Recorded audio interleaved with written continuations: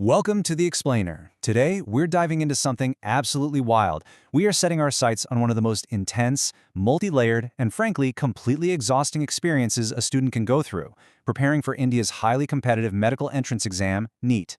We're going to decode exactly what it takes to earn that white coat. And spoiler alert, it requires a whole lot more than just reading textbooks. We're breaking down the psychological, the logistical, and the societal realities that these young adults face every single day. Okay, let's dive into this, because right out of the gate, we are plunged into the totally frantic, chaotic mind of an aspirant.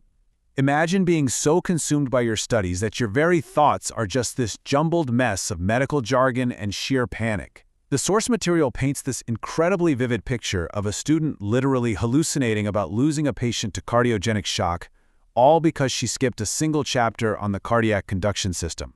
It's this relentless, agonizing loop of, if I had just finished the syllabus, mixed with frantically chanting mnemonics just to memorize the periodic table.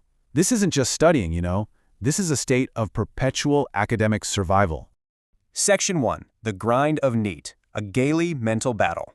And this brilliantly illustrates how before a student even steps foot into an examination hall, they are fighting a daily mental battle just trying to survive the sheer volume of the syllabus. But the pressure isn't just academic, it's overwhelmingly social and familial. You've got the grandmother constantly praying out loud for her grandchild's third attempt at the exam to finally clear. You have an aunt who is already making reservations for a free gallbladder surgery once the student becomes a doctor. Then, when the stress gets a bit too visible, the mother suggests just giving it up for an easy career, which somehow feels even worse, right? It literally gets to the point of utter paranoia. I mean, the student even thinks the delivery guy dropping off a package on the third floor is mocking her third attempt at the exam. It's guilt, it's stress, and it's expectations piling up from every single direction. So you have to ask, does all this constant reminding actually help? This is a massive source of frustration for the student. As she rightly points out, she's already drowning in guilt and stress. The constant reminders from family members about which attempt this is don't miraculously speed up the exam date. They definitely don't make the results come any faster.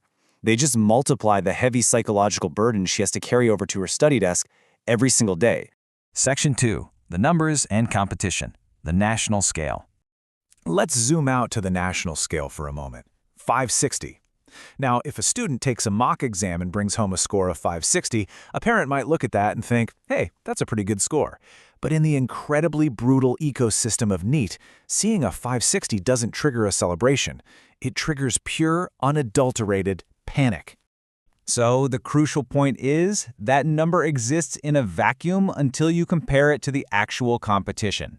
The aspirant is competing against 30 lakh, that is 3 million other students every single day. 3 million people, all fighting for a tiny handful of seats in top colleges like Ames.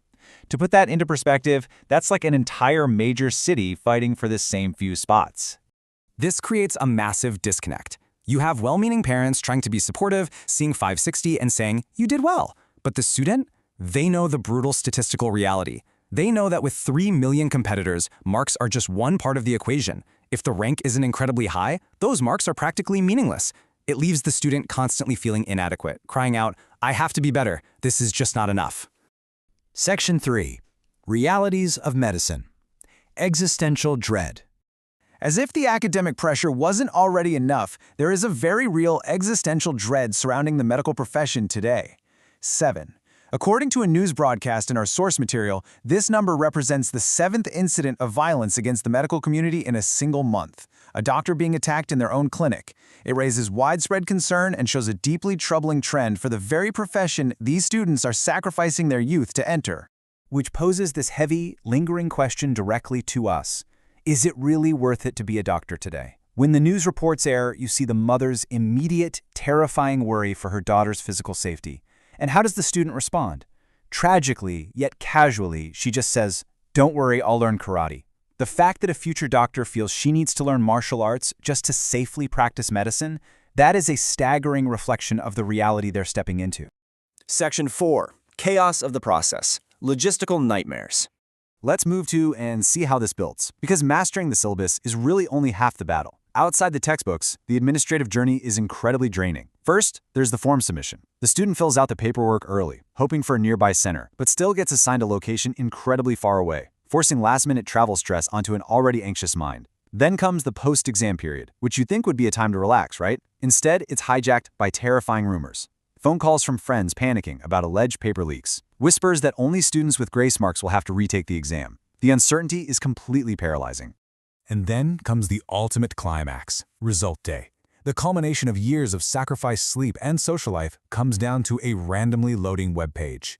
The results are scheduled for 7 p.m. But wait, suddenly it's 6:50 p.m. and the results are unexpectedly live early. The absolute heart-pounding anxiety of hitting refresh, the system glitching out, the agonizing wait as the loading circle spins, it is a uniquely modern kind of torture.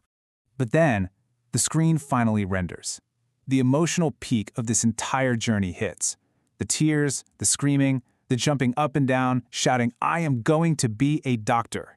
It is an immense, overwhelming wave of relief and triumph that makes every single hardship feel, for just a fleeting moment, completely worth it. But of course, reality snaps right back instantly. The exact moment she passes, her mother immediately says, "Stop, let me call your aunt. Her future surgery is all set, you'll be doing it." The familial expectations never actually leave folks, they just immediately transition right into the next phase of her life. Section 5. The final message. Costs of the white coat. Now, what's really interesting about this slide is when you synthesize all the systemic roadblocks these young adults have to overcome, the picture becomes crystal clear. The syllabus is absolutely merciless. The competition of 3 million peers is mathematically staggering. The administrative process, from center allocations to paper leaks, is totally chaotic. The overarching truth from the source material is simple. Neet is incredibly tough. But the aspirants who weather the storm, they are undeniably tougher. However, being tough shouldn't be an excuse for the system to fail them. The central thesis we are drawing from our source is a call for basic human dignity. These future doctors endure years of intense psychological and logistical warfare just to earn a seat in a medical college. But they deserve so much more than just that seat. They deserve respect, and fundamentally, they deserve safety in their workplaces. So we want to leave you with this to think about. We've seen the incredible lengths these aspirants go to. They fight against millions for a chance to heal people. But once they finally make it, should they also have to fight the system just for their own physical safety? It is absolutely a conversation worth starting. Thank you for joining us on this explainer, and keep questioning the world around you.